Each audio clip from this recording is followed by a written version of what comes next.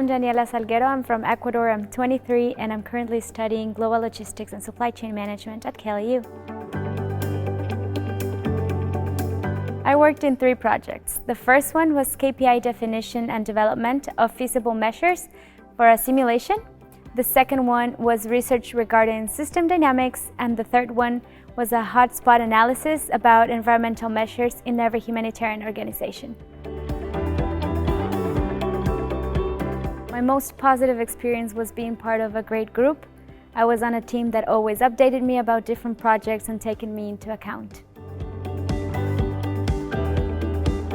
Yes, of course, the humanitarian sector gives you this fulfillment of helping people.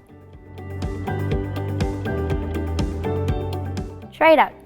There is a position in everything. If you want an office, a headquarters in the field, and you don't know you love it until you try it.